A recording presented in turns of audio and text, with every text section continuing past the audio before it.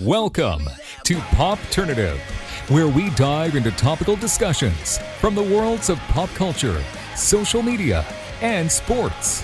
Here is your host, Peter Remoliotis, aka PD Beats. Hello and welcome to the Popternative podcast, the podcast and talk show where we have digital discussions in the worlds of TV, film, pop culture, news, sports, lifestyle, entertainment, everything really depending on a guest. We talk about it all. As always, I'm your host, Remoliotis. On social media, you know me as PD Beats. You will recognize my guest from a lot of movies and TV shows. Most recently, she will be starring in a film that's going to premiere at the Whistler Film Festival called The Corruption of Divine Providence. She's also going to be starring in Netflix's Firefly Lane. Ali Skovbye is with us. Ali, welcome to Popternative. Hi, thank you for having me. No problem. I mean, I kind of said in the beginning. I mean, you've completed a lot of projects, and you're kind of talking about a lot of them here and there. I mean, it seems like you've been kind of busy in the last couple of years, kind of filming these projects as well. Isn't it interesting that they're finally kind of done, and you get to actually like talk about them? Yeah, it's weird because we did the Corruption of Divine Providence we filmed 3 years ago, so I was like a baby, and now yes, and now it's coming out.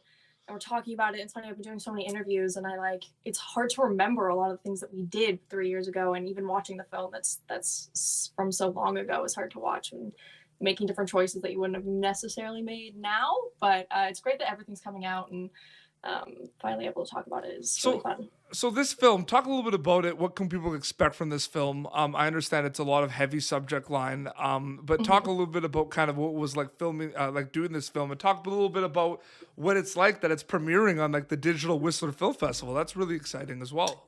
Yeah, so we filmed it 3 years ago. We filmed it in Winnipeg, and it's basically, there's a lot happening. There's a lot of things going on in the film, but basically it's about a 16-year-old Métis girl who she developed stigmatic powers. And it's basically about her story and everything that she overcomes and everything that she goes through and her family and all that kind of stuff. So yeah, and we are premiering at the Whistler Film Festival, and you can watch it until December 31st, which is very different than how it's usually been at the Whistler Film Festival. But I think it's great because you have a lot more time to watch it now, and you can watch it at home, if you weren't able to make it out to the festival. So absolutely. Yeah. No, it's definitely an interesting kind of landscape that most like movie premieres this year were like digital premieres, or like it's all kind of online. I'm wondering if obviously a lot of people want to eventually go back to normal, but I'm wondering it's funny because I'm wondering if that's going to become kind of more normal. Like I wonder if there's going to be more digital press junkets or more kind of digital festivals. I wonder if they're there to stay a little bit. I feel like they will be a little bit. I feel like people miss, being able to dress up and go to places, but it's also kind of nice to just stay home and be cozy and watch it from your couch. Yeah. So I think some things will stick. So yeah. Absolutely. So talk a little bit of when you decided that kind of acting was something you wanted to do, Ali. We have people recognize your last name, and your sister Tiara acts as well. Did that kind of have anything to do with it? Did you just kind of see her acting and you want to do it? Like, how did you get involved with it? Fully. She is 100% the reason. That's the only reason. She, a casting agent came up to my parents at a park and gave them a card. And so they slowly started getting into it with Tiara, and she did commercial auditions here and there. And I was a very, very shy child, did not want anything to do with it. My parents asked me, they were like, do you want to maybe try? And I was like, absolutely not. Hiding behind my parents' legs was just not something I wanted to do.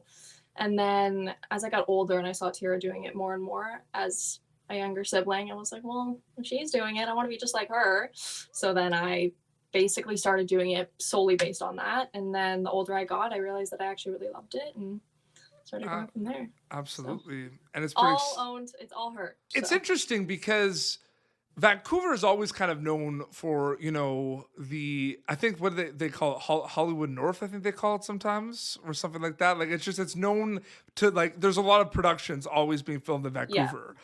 And Toronto, I feel like, is starting to a little bit more and more. But I feel like, anyone that's from the States that says oh, I love Canada, I shot a movie there, they're most likely talking about Vancouver. You know what I mean? I feel like that's, and you are from Vancouver, right? I am, yes. So what is that kind of like, being kind of like a Vancouver? I like to call actors storytellers, like a Vancouver-based storyteller. What's that like for you? I love it. I think that a lot of Canadian or Vancouver actors think that they need to move to LA, or that they're only going to make it big or be successful if they are in LA. But I think that it's honestly pretty amazing that both me and Tara have been able to make our whole careers here and haven't had to make the move. I mean, we both love it there and we go there for periods of time, but I think it's pretty honored to be able to say that we're Canadian and from Vancouver and be able to do it all here. So yes, and the thing about Nurses is Nurses basically is now on NBC, got picked up, which is amazing. But like that is a Canadian show. That show is as Canadian as it could be. Yeah. And what's cool about that too, and it happens to me on my show as well, like where people don't maybe know that Nurses is Canadian, like they just see it on NBC and they've seen probably not. Yeah, and they've seen your sister in Riverdale, and they've seen Jordan in like Suits and Upload, and they've seen Natasha the Possession, and they don't kind of clue in that it's Canadian. But I love that. I love that feeling. Yeah, I also feel like I probably wouldn't. Like if I were to watch a show on NBC, I'd be like, oh, it's an American show. Like I don't know if I would clue into that. I don't know. It's just like I remember like. It was just kind of like a lot of like YTV and Teletoon and Family Channel was just always in the background when I would be doing like schoolwork or doing stuff. The only thing I watch. Yeah. I still watch it. I'm 18 and I fully still watch it. No, absolutely. Well, me like for like a lot of one of my favorite shows like I was also like really into like the Nickelodeon stuff. And I just recently interviewed Sean Flynn, who played Chase on Zoe 101. Remember Zoe 101? Oh, yes, of course. Yeah. Yeah. Was Zoe 101 Nickelodeon? It was Nickelodeon, yes. Okay. I know. There was this like this back and forth with like Disney, Nickelodeon. Disney, yeah. Because like Drake and Josh is like one of my favorite shows of all time. And a lot of people say that I look like Josh Peck. That's something that always kind of gets brought up. I can see it. A little bit. But it's pretty crazy. Anyway, we talked a little bit about that film. It's exciting. Another really fun thing that's going on is you're going to be in a Netflix show. There's kind of there's sprinkles of announcements and teasers kind of coming out, but you're going to be in Firefly Lane. You're going to be in a Netflix series. I am, yeah. And it's like it's kind of difficult because we can't really like the show's obviously not out yet, but it's like I know you can't say much, but I mean, what can you say about it? Like when can people expect about it? It's like different time periods of the characters, correct? Yeah, so it's based in 3 different decades. And me and Katherine Heigl play Tully, and then Roan Curtis and Sarah Chalk play Kate Malarkey. So it's basically just about 2 best friends and their life and how their friendship overcomes basically every obstacle in their life throughout the 3 different decades. That's really all I can say. And it comes out February 3rd. On Netflix. It feels like it's a long time away, but it's actually not because like we're gonna be in January soon, so then it's gonna be a month. It's soon. It's basically a month. Christmas doesn't count, so it's basically just 1 month, and then it'll be here. Does it not feel like? Because I did a lot. Like I interviewed your sister Natasha. Like when like they had a lot of time because they got canceled shooting season 2 and they were at home doing nothing. So I interviewed them around March. That feels like that was only like 6 months ago. That feels like it was forever ago.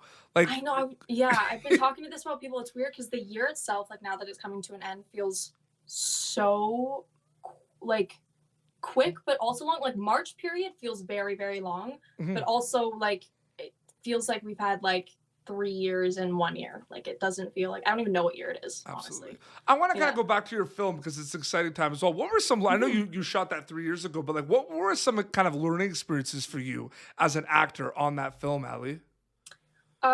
There was a lot of stuff I learned. That was a really complex story with a lot of complex characters and a lot of long days and hard shoots and complicated things. So I think that we all learned. I mean, we had an amazing director who was very communicative and we had a lot of time to just go through the whole script. We got there like a week before for pre-production, and the 3 of us, the main cast, we just sat there and we literally read through the full script like 4 times and like went through it all and was like, this doesn't make sense. Like we wouldn't really say this, and, like change scenes, like did a whole bunch of stuff.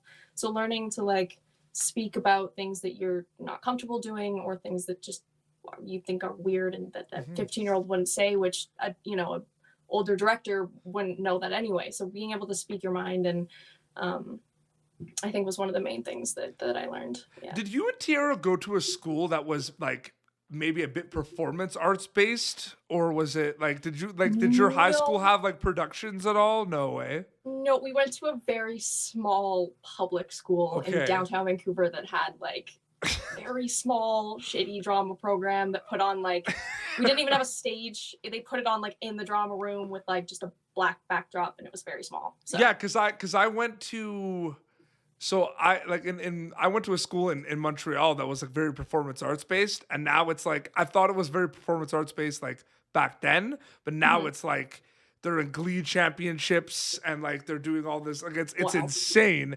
And it's funny Yeah. because some of your I also went to Dawson College, and there's a lot of your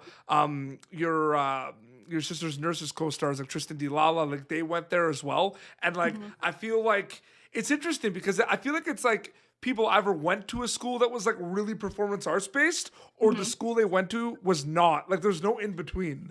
Like that's what I'm hearing. Like they ever Yeah, went it's to either one. like Yeah. yeah, incredible or just like not. There was no yeah. There's no kind of in between. It's Mhm. weird. There's a lot of questions I ask on this show, Ali, because I've interviewed a lot of like reality stars as well. I ever Yeah. asked them, "Did you know about reality TV before you went on the show?" And it's like black and white. Like, yes, I loved reality TV, or like, no, I knew Mhm. nothing about it before. There's no Yeah. kind of like I dabbled. Do you know what I mean? Yeah, totally. And I think in Vancouver too, there's like one really good art school, but very far away, like an hour from downtown where I lived. Mhm. And I always kept them very separate. I like never really like I never did drama or did a play even at my school. I just like acting Mhm. was the own thing, and then school was my own thing. Like they were Awesome. very separate. I did have to ask because you're obviously really close to your sister. You're also really close to Hmm. Natasha Callis. They have both worked in horror movies as well. I mean, some Hmm. people kind of work in horror movies and they might not like to watch them. What do you like horror movies? Do you like watching them? Do you want to star in a horror movie? What is kind of your I interest in the horror movie love genre? horror movies. I Yes. love horror movies. I'm one of the weird people that could sit and watch horror movies like by myself in the dark in my living room. I Yeah. gave Natasha a list of like, and I just interviewed her again for her Mhm. season 2 of Nurses, and like when she came on the first time, I gave her a list of like a lot of movies to watch. She's like, "Yeah, I'm gonna watch them all. Got a new TV," and then and then when I interviewed her, she's like, "I have a confession. Like I didn't have a chance to watch like any of them," and I was like, "Man, like there was such a long list of movies." Aw. Were they horror movies? Yeah, no, Oh, okay. I'm a big horror movie guy, like Yeah. big time. Me So too. yeah, there's so many good ones out there. So have you worked like have you dabbled a little bit in like the thriller horror movie genre before? Yeah, so I'd say the Corruption of Divine Providence is uh kind of horror thriller Yeah, like. it's got It's that got for the sure. elements in it, Yeah. for sure. But I think that that's the main kind of horror type stuff that I've done. But I would love to do, or I love horror movies. Well, I just feel Yeah. like it's the genre like you don't need like the gore and like the jump scares to kind of scare people now. Like Yeah, real life exactly. is scary, right? And it's so like I just feel like like being in a horror film and like doing a horror movie from like start to finish would just be so interesting, so cool. But I think that the corruption was probably the closest because we had blood. I pretty much was covered in blood Pretty almost every much. single day. Like they washed my hair probably 3 times a day, and then would have to restyle it and re-straighten it. And like by the end of the shoot, my hair was just like gone. There was no hair. Yeah, and I feel Yeah, like yeah, it's interesting because watching that film, it's like I don't like I'm not sure like what like there's a lot of elements of it. There's like the yeah. thriller, the crime, like there's a lot of things kind of going on. I can't really like put it in one genre. There's a lot. That's why yeah, there's a lot happening.